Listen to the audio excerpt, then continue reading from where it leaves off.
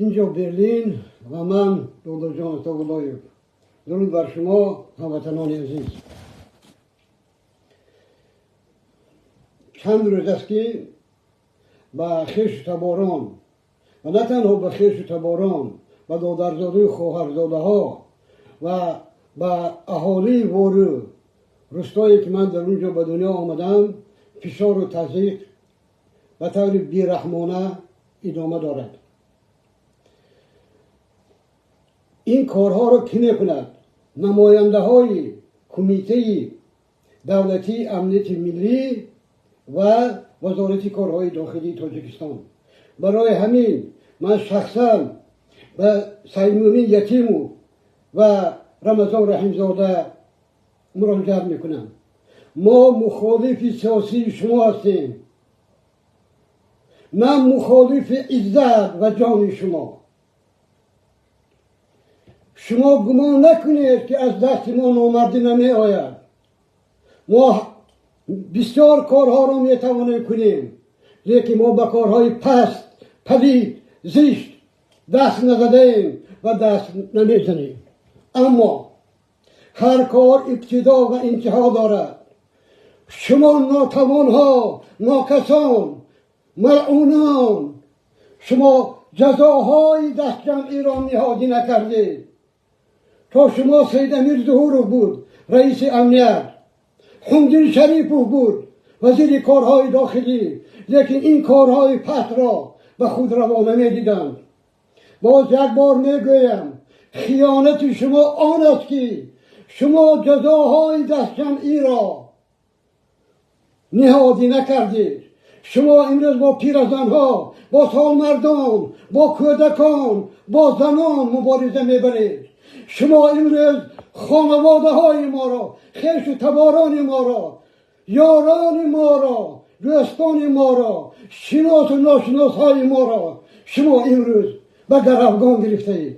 شما از تاجیکستان یک زندان ساخته اید و گمان میکنید که این مخالفین، این اپوزیسیون از دستش هیچ چیز نمی آید. شما خطا میکنید. ما هستیم. ما از همانهاییم که خوجند را در 4 ساعت یک ولایت را پوره در دست خود گرفته بودند. ما از همانهای هستیم که شما را سال 1997 به کون شنانده بودند و شما لرزان به مسکو، به تهران و تاشکند می رفتید و تولا می کردید که یک بلا کنید، دل مخالفی را به دست بیارید و ما صلح کنیم. ما همونهایی هستیم که شما خوب میدانید سال 2012 و 2013 حکومت شما را به لرزه آورده بودیم. این شما بودید که به خاطر پیشگیری از این رفتید به کرملین و تعظیم کردید و گفتید ما آماده ایم بعضی حربی را به عوض $1 برای 49 سال به شما سپاریم. فقط شما پیش راه دکتر جان طغرلویف را گیرید. شما ببینید امروز نماینده های امنیت، نماینده های میلیسا، مخصوصا شعبه منطقوی در پنجکین و در کالخاسیان خانه به خانه میگردند و خویش و تبار دکتر جان طغرلویف را میپرسند. شما نامردها اگر حق دارید به من گویید این بیچاره‌ها چه گناه کرده هستند که هر روز شما اونها را بازداشت میکنید و پول میطلبید؟ شما ناکسان، گدازاده ها، ملعونان، خدازاده ها هم جور میکنید هم از اونها پول میستانید. من درباره خانواده خودم نمیگفتم. اگر این روز سخت به سر همه به سر این ملت نمی آمد. امروز چغال های شما، سگ های گرسنه شما، حتی در روسیه، در کشورهای دیگر با مخالفان تلفن میکنند یا پیام میفرستند که تو در روی خط سیاه هستی و برای از این روی خط آزاد شدن باید به ما پول دهیم. همین است دولتداری شما. شما تا کی میتونید این مردم را به ترس نگه دارید؟ یک روز نه یک روز حتما این بغضی که در دل مردم هست میترکد. حتما روزی می شود که شما میمیرید اما برای گور کردن جای نمیابید. دنیا به کسی برای جاودان نمانده است. لیکن شما حتی درباره مرگ فکر نمی کنید. شما گمان میکنید که شما جاودانید. چنگیز خانه که نیم دنیا را گرفته بود، چنگیز خانه که از نامش می هراسیدند، گورش در هیچ جا نیست. فرزندانش، نزدیکانش از ترس گور چنگیز خان را پنهان کردند. مکان گور چنگیز خان را که مردم برای این گور نشینند، نشاشند و نریهند. شما گمان نکنید که اپوزیسیون مرده است. نه، از همین روز من با آخرین مخالف دوست می شوم. از همین روز عبارتم من هر کاری که از دستم می باید برای هر یک مخالف می کنم. از همین روز عبارتم من کاری می کنم که انشاءالله شما نتیجهش را می بینید. شما مرا خوب می دانید، شما مرا خوب می شناسید. من گمان می کردم که یک زمان شما با راه بازسازی حکومت را تغییر می دهید، ساختارها را تغییر می دهید، عدالت را جاری می کنید. اما افسوس من خطا کردم و این خطای من بود. شما امروز بدخشان به چه مبدل کردید؟ در بدخشان مرد نماند. در بدخشان خانه ها خالی هستند. مردم در قشلاق های ولایت سود خانه هایشان را می فروشند و خانه خیز از شما فرار می کنند. امروز مردم اینقدر نفرتی که مردم به شما دارد یگان وقت نداشت. ما بمب نداریم، لیکن همین بمب این اعتراض، بمب این ناراضگی، بمب یکی در سکوت و در خاموشی بود. همین بمب اعتراض و ناراضگی انشاءالله روز انفجار می شود. پیش این بمب را نه شما، نه اون ملیسه های سیمشک خورک شما، نه اون دوز بچه های شما که همه از یک منطقه هستند در امنیت کار میکنند. این شما در خوجه، در ولایت سود دختران مردم را تجاوز میکنید. این شما میگوید که سوختی ها تاجیک نیستند. زن و دختران آن را تجاوز کنید خودشان تازه شد. این شما میگوید بدخشانی ها تاجیک نیستند. دختران و زنان آنها را تجاوز کنید. نه، نه، نه. دیگر ایام نو آمد.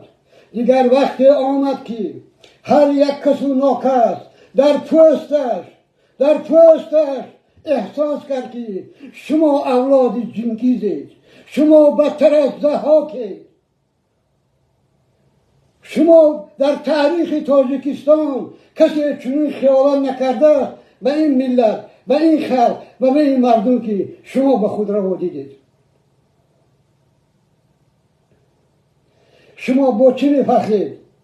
با همون چند عسکر گوزین، با همون چند عسکری که نمیخواهد در ارتش شما خدمت کند. انشاءالله روزی میرسد که این عسکر بچه هایی که شما به زوری به عسکری میگیرید به سوی شما تیر میکشایند، نه به سوی ما. ما مردم را با آزادی میخوانیم، ما مردم را با عدالت میخوانیم. ما میخواهیم که عزت مردم ما، عفت مردم ما پاینده باشد. اما شما این ملت را به غلام بدل کردید. تنها غلامان خاموشند.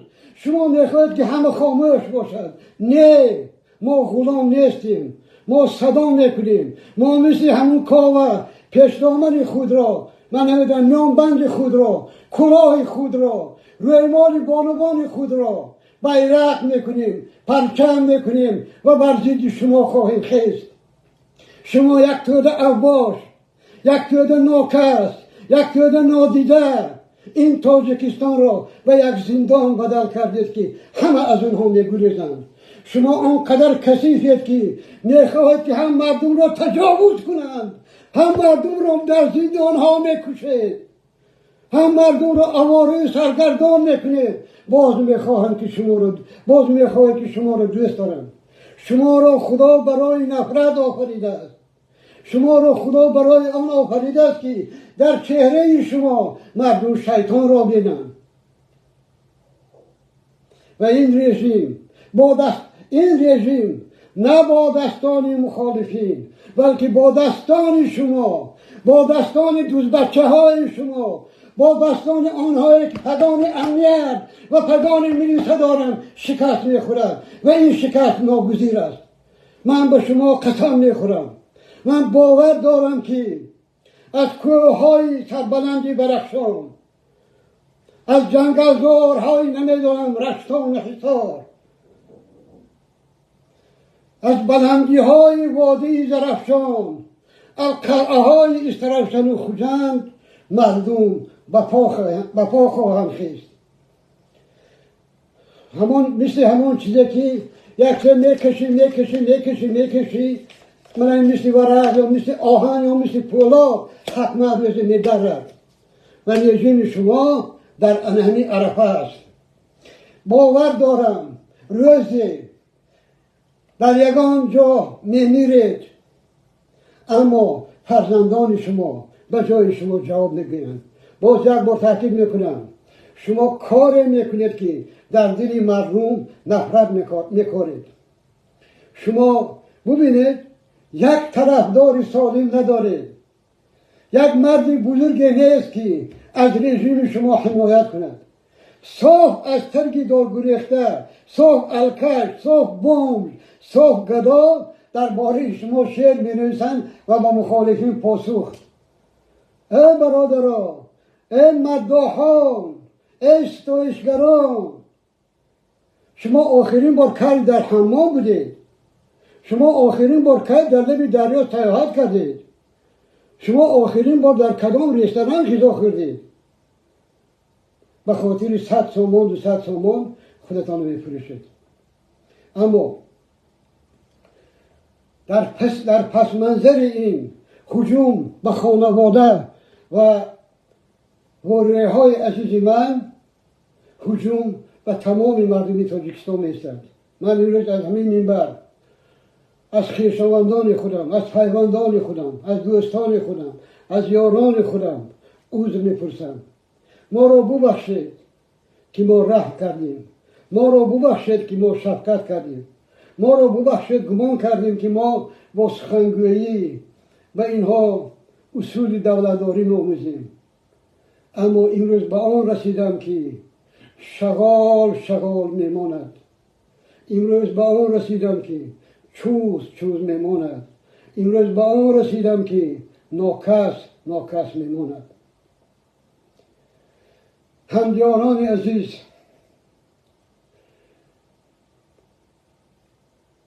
به همه شما مراجعت میکنم. شما گمان نکنید که امروز بدبختی در بام من، در بام یک مخالف، در بام یک مهاجر میبارد. این برفی بدبختی بر بام شما هم حتما میماند. زیرا شما خوی ضحاک را میدانید. ضحاکی به خون گرفته است. از خون ما که سیر نشد با به خون فرزندان شما، پیوندان شما، دختران شما رو میدارد. فراموش نکنید، فراموش نکنید، فراموش نکنید.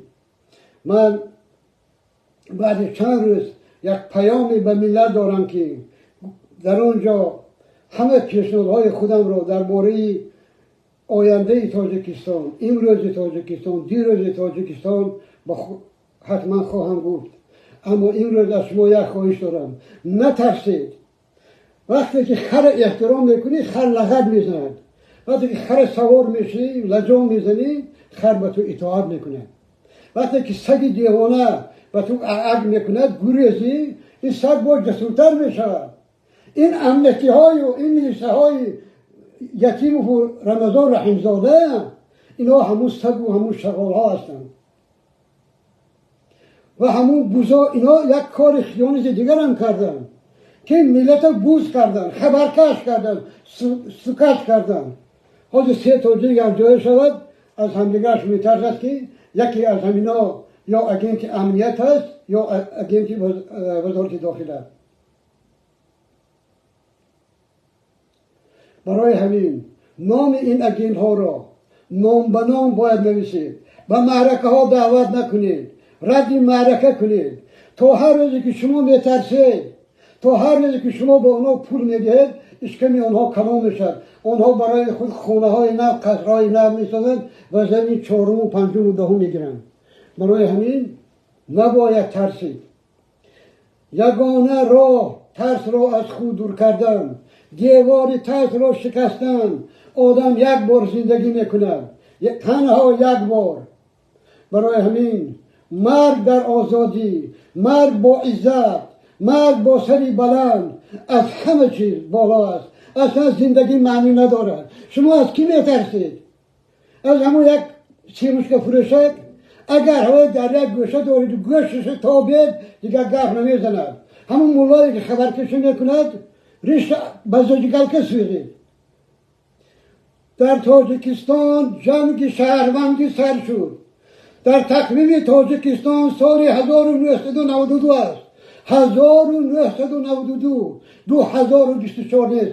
در جنگ همه قاضی ها، همه قانون ها روا هستند. هر کسی هر کاری میتواند باید بر ضد این ظالمان کند. اگر نه باز هم با 30 سال دیگر همین رژیم طاقت میکنیم. شما گمان، من گفته بودم شما گمان نکنید که رحمان مرد تمام زندگی تغییر می‌یابد. رحمان نمرده، اونگه که رستم تیاری می‌بیند. این رستم نمرده با اسماعیلش. اینها میدانند که همان روزی که از قدرت رفتند، اینها را سرنوشت چاوشسکو، همون دیکتاتور رومانی، صدام حسین و هزاران دیکتاتورهای دیگر می‌بیند که یگان تاش زندگی را خوب به انجام نرسانده است. برای همین از همین روز، از همین ساعت گروه های 3 نفره 5 نفره تشکیل کنید، شباخون زنید. کسی که شما نترسید، شما حتی میبرید پول میتید میترسید که خبر تید. ده ها سامانه های اپوزیسیونی هستند، سایت ها هستند، رسانه ها هستند، خبر دید. تا وقتی که جنایتکار نامش معین نمی شود باید به جنایتش دوام بدهد. بفهمید؟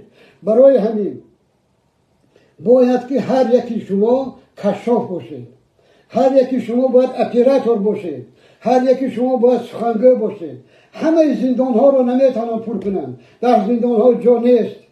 با یگان کس یک کپیک نتید. این کسیفا مهاجرایی که با عذاب پول کار میکنن به وطن بگوین، میدانن که اینا از مهاجرت آمدن، 2 تنگه دارن، حتما میدارن توریست داری، پولش میگیرن. تو با داداجان عطاالله یا با مخالفی دیگر لگ موندی، پولش میگیرن. و در آخر گرچنده که به قانون در تاجیکستان ذره باور ندارم، میخواهم که به پروکورور گنرالی تاجیکستان مراجعت کنم که وظیفه پروکورور نظارت قانون ها است. اگر همین پروکورور گنرالی تاجیکستان از روی قانون باید داند که مراجعت شفاهی یا که مراجعت توسط مطبوعات هم مراجعت رسمی حساب میشد. من خواهش میکنم آخرین بار که شما یک کمیسه به پنجکس فرستانید و فهمید که از کدام آدم ها نماینده های امنیت و نماینده های ایویده پول ستاندند. روی خط رو من برای شما پیشنهاد میکنم. در آخر میخواهم از قسمت یک زنه، یک بانی 70-75 ساله قصه کنم. همین بانو با شوهرش از رایون رودکی به امنیت دعوت میکنن، میگن که ما عکس پسر شما رو با دادا جان عطاالله دیدیم. من پسر این بانو را نمیشناسم. به خاطر همین بانو من به نام اولین بار در حیاتم به نام یتیمو پرمزار رحمزاده مکتوب نوشتم و در این مکتوب گفتم که من چنین انسان را نمیشناسم، یکم بار رخ خوردگی نیستم، اینا با من تهمت میکنم. معلوم شد که دو نفر کارمندان امنیت، دو دادران، همین عائله سالمندها را، یک پیرمرد و خانومش را ترور کردند که اگر تو خانه را به من ندهی یا برای ما پول ندهی، ما بچه تو را از آلمان هم دستگیر میکنیم و میبریم. بعد معلوم شد که این پسر نه تنها مخالف نیست، بلکه یک مریض است، برای طبابت به آلمان آمده است. این قصه ها بسیار هستند. یا یک نفر دیگر را که عمرش به تک 80 میرسد بردن چند شب در زندان کردن که برای چی پسری تو با دادا جان عطاالله مناسبت رابطه دارد. و یک معلمه را که برای چی تو با دادا جان عطاالله لگ موندی. ظلم از این زیاد نمیشد، شرمندگی از این زیاد نمیشود. باز یک بار دیگر به شما میگویم که دوای قرود آب جوش، دوای این کسیفان نترسیدن، دوای این کسیفان به اینامه هاشون جواب دادن است. شما امروز میتونید که $100، 200، 500، 1000 کیج، اینا جوگی هستند، بدتر از جوگی هستند. اینا با فردا میگویم. یک دوست من رفته بود در همین ولایت سعود، وقتی که رفت به همون توی یک دلارزادهش $5000 گرفتن. انا با چند روز پیش به این زنگ زدیم که برادر ما کار شما در مقیاس ناحیه حل کردیم، اما ولایت هم پول میخواهد، با 5000 دیگر برای ولایت فرستید. این داستان ها، این قصه های غم‌انگیز بسیار هستند، اما از صبر ما، از خاموشی ما، از ترس ما، از بی‌طرفی ما. هموطنان عزیز، همه حکومت رحمانو شاید 2000-3000 طرفدار داشته باشد. ما یک ملتیم، تا به کی ما فخر میکنیم که ما آریاییم و ما فلان و ما فلان و ما فلانیم. ما هیچی پیچیم، ما هیچی نیستیم، ما هیجکانیم. اگر ما ملت میشدیم 30 سال یک پادبان، 30 سال یک ناخوانده، 30 سال یک ناورزیده رهبری حکومت ما نمیشد و 30 سال ما درباره همین یک ضحاک ماران شعر و داستان نمیگفتیم. من به یک چی باور دارم، تمام انقلاب ها را در دنیا 5% مردم میکنند، از 3 تا 5% مردم. و من باور دارم که این رقم در تاجیکستان از 5 گذشت. فقط عیب ما مخالفین است که ما نتوانستیم یک راهکار پیدا کنیم که همه را به یک سو روان کنیم. وقتی که چشمه ها به هم می آیند، وقتی که رودها به هم می آیند، آن وقت یک دریای بزرگ می شود. از همین روز عبارتم.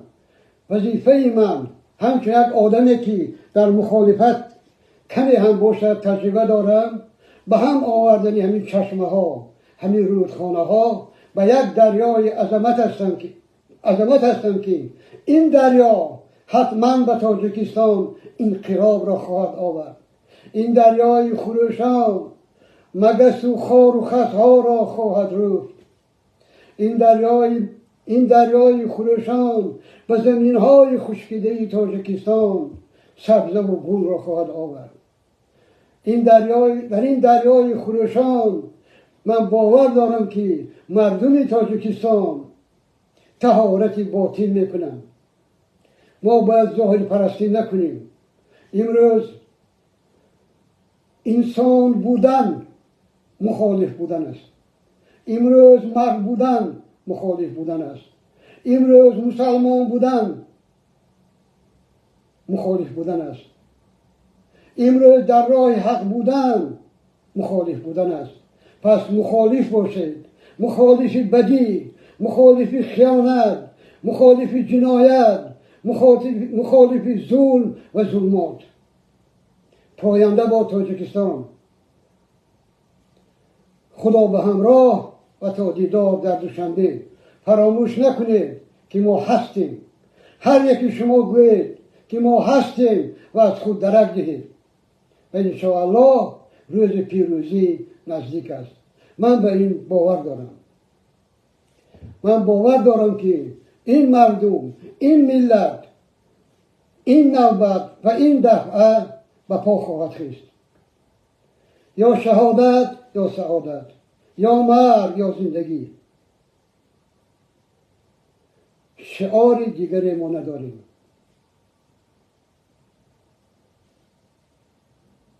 از همین شما خواهش میکنم، اولین بار در حیاتم که این برنامه را بازنشر کنید و دوستانتون فرستانید و به همه بلاگرها و مخالفین موافق پرده دارد. اگر شما میخواهید این نوار را میتونید قسماً یا کاملاً در سامانه های خود، در صفحه های خود استفاده برید. با عرض دادو جان اتولایی.